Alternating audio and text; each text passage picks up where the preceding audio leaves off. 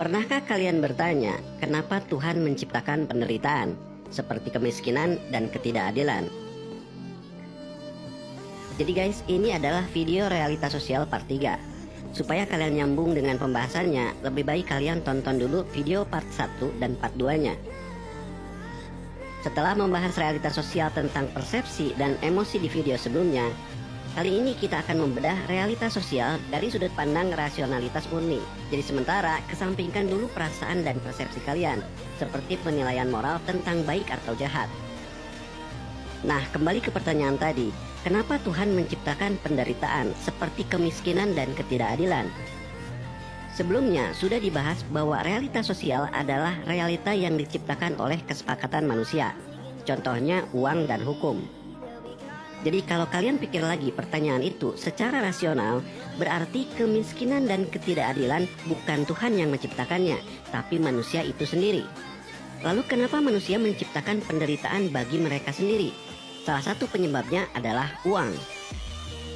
Uang sering diartikan sebagai harta atau kekayaan, tapi ada satu pengertian lain dari uang yang jarang dibahas, yaitu sebagai ukuran terhadap nilai barang atau jasa. Kata kuncinya di sini adalah ukuran atau satuan. Dengan kata lain, uang sama seperti meter untuk jarak atau liter untuk cairan. Nah, jadi mengatakan uang sebagai kebutuhan sama seperti mengatakan liter sebagai kebutuhan. Padahal yang kalian butuhkan kan airnya, bukan liternya. Begitu juga dalam hal uang. Yang kalian butuhkan adalah makan, baju, atau tempat tinggal, bukan lembaran kertas itu.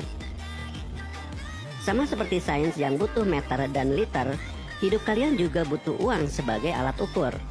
Tujuannya murni rasional, agar nilai barang bisa dibandingkan, masa depan bisa dihitung, dan hidup bisa diatur dan dikembangkan.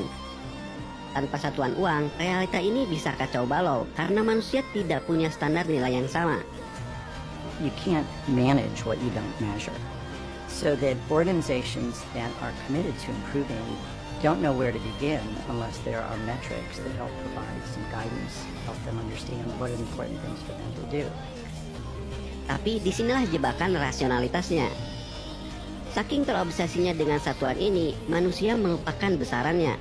Kalian terjebak hanya mengejar angkanya, yaitu uang, tapi melupakan nilainya, yaitu hidup itu sendiri. Realitas sosial inilah yang terjadi di berbagai negara, terutama Amerika. Di sana, hampir semua orang berlomba-lomba untuk cepat kaya lewat investasi saham. Istilahnya American Dream. Di akhir tahun 80-an, ketamakan ini dimanfaatkan oleh Jordan Belfort. It's easier than you think. Every person you're on the phone with, they want to get rich and they want to get rich quickly.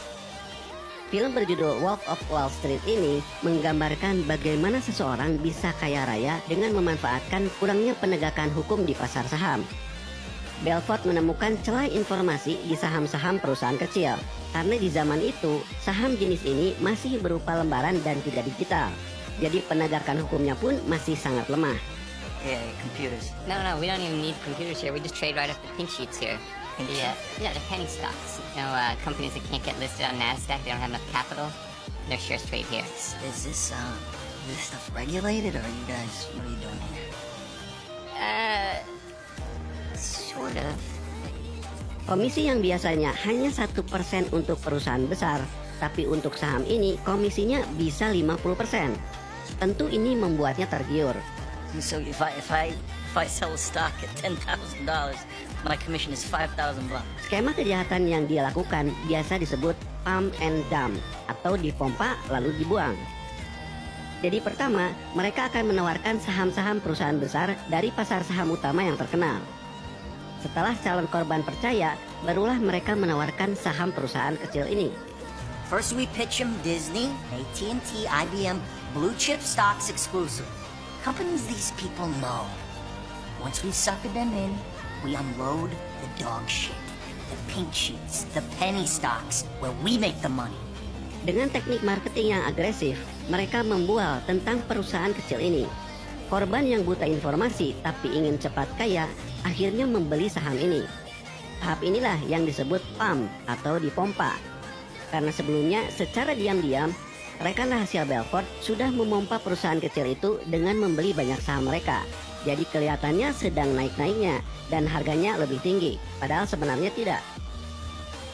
Nah, ketika banyak investor yang sudah membeli sahamnya, rekan rahasia Belfort akan menjual semua saham perusahaan kecil itu hingga tak bersisa. Inilah yang disebut dump atau dibuang. Praktis, nilai saham perusahaan itu akan kembali murah seperti sebelumnya. Belfort untung besar dan para investor tadi kehilangan uang mereka. 2 million shares offered for sale. 1 million belonged to me, held in phony accounts by my rat holes. Now, once the price hit the high teens, you know what? Who gives a shit? As always, the point is this: $22 million in 3 hours!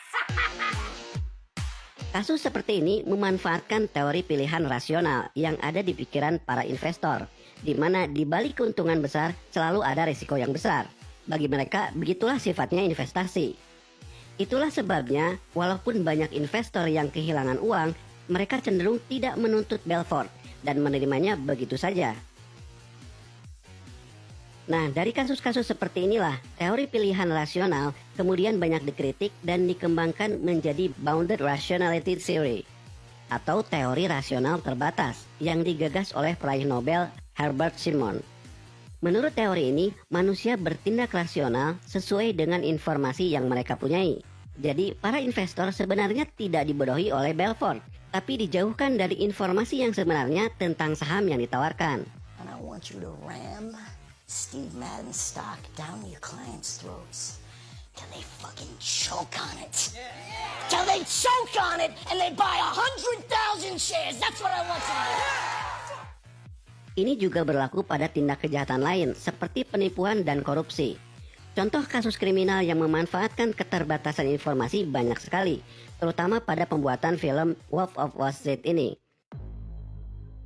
Film ini terbukti jadi bagian dari kejahatan korupsi mantan Perdana Menteri Malaysia Najib Razak, atau sering dikenal dengan skandal 1MDB. Ironis bagi film ini, karena film yang menceritakan tentang kejahatan finansial individu justru didanai oleh kejahatan finansial negara. But I'd also discovered that the producer of this movie, this $100 million movie about squandering stolen money, was the stepson of Najib Razak. Lalu apa sebenarnya yang terjadi?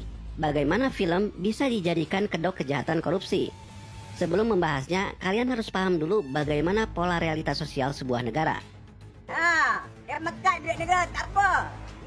Siapa tak curi? Mana Perdana Menteri tak curi?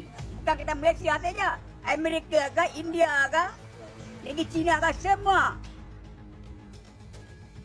Douglas North, peraih Nobel Ekonomi tahun 1993, bersama John Walsh dan Barry Weingast, membedah pola realitas sosial negara dalam buku mereka. Mereka mencoba membedah ekonomi dari sisi sejarah kekerasan. Menurut mereka, aturan main atau institusi harus dibentuk agar manusia tidak terus saling membunuh dan peradaban bisa berkembang. Kind of ways that human beings have structured themselves to try to make the society work means you've got to limit violence amongst the participants. You've got to constrain the players so in their own interests they will cooperate and do things that will make the system work. Mereka membagi sejarah manusia dalam 3 tatanan sosial. Tatanan mencari makan, tatanan akses terbatas atau negara alami, dan tatanan akses terbuka. Tatanan mencari makan mengatur masyarakat melalui aturan tidak formal, seperti adat istiadat dan kebiasaan. Nah, ketika masyarakatnya semakin banyak, tatanan akses terbatas atau sering disebut juga negara alami mulai terbentuk. Dalam tatanan ini, masyarakat terpaksa mempercayakan semua keuntungan pada pihak yang dianggap paling kuat. Ini dilakukan supaya masyarakat tidak terus rebutan dan berkelahi, yang ujungnya merugikan semua orang. Intinya, tatanan ini dibuat agar bisa mengontrol kekerasan lewat manipulasi ekonomi atau rente. Contoh pemegang rente di zaman dulu adalah raja atau bangsawan. Namun kerajaan zaman dulu dianggap sebagai tatanan negara yang rapuh karena masih bergantung pada umur penguasanya. Selain itu, pergantian kekuasaannya juga sering melibatkan kekerasan. Untuk itu, negara alami kemudian berkembang menjadi lebih matang. karena pemegang rente ingin menciptakan institusi yang hidup abadi, yang bisa melampaui umur raja atau kaisar, seperti birokrasi dan dasar hukum.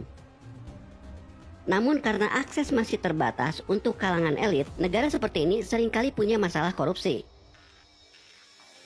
We ran everything.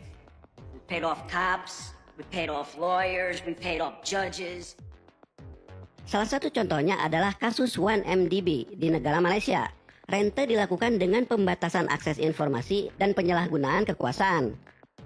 Bersama Joe Low, Perdana Menteri Najib Razak membentuk perusahaan investasi negara dan mengambil pinjaman besar-besaran. Mereka pun menekan media dan mengendalikan aturan dengan memecat penegak hukum yang menyelidiki kasusnya. He sacked the Attorney General who was investigating. He sacked his Deputy Prime Minister, another Cabinet Minister, all those who opposed him or who started asking questions about 1MDB. Tapi di tahun 2018, ketika Najib kalah pemilu, kasusnya kembali dibuka. Dia pun akhirnya dijatuhi hukuman. Diperkirakan uang dalam kasus ini adalah 4,5 miliar dolar atau setara 65 triliun rupiah. Menariknya, meski kasus ini melibatkan Perdana Menteri hingga film Hollywood, bahkan negara lain seperti Singapura, Swiss, dan Amerika, jika kalian bandingkan dengan Liga Korupsi Indonesia, nilai 65 triliun ini sebenarnya tidak ada apa-apanya. Karena sebagai negara yang juga masih dalam tatanan akses terbatas, Indonesia punya sumber daya alam dan skala yang lebih besar. Tapi sebenarnya bukan di situ saja masalahnya. Menurut data yang ada, total perputaran uang di industri media dan periklanan di Indonesia adalah 250 triliun per tahun. Nilai ini hampir sama dengan korupsi Pertamina yang dikabarkan hingga 285 triliun. Dengan kata lain, di tatanan sosial seperti ini, kerugian yang dibuat satu kelompok elit bisa melebihi total perputaran uang yang dibuat oleh jutaan orang yang bekerja di bidang media dan periklanan selama setahun penuh. Jutaan orang itu termasuk pekerja di stasiun televisi, kru film, jurnalis, agensi iklan, influencer, bahkan kami para YouTuber. Itulah bahayanya pencari rente. Ketika sekelompok orang berusaha mencari uang yang setara keringat jutaan orang tanpa menghasilkan nilai, barang atau jasa apapun bagi masyarakat. Rent seeking is about keeping competitors out. Profit seeking is about serving consumers. Nah, banyak cara dalam mencari rente di lingkungan pemerintah.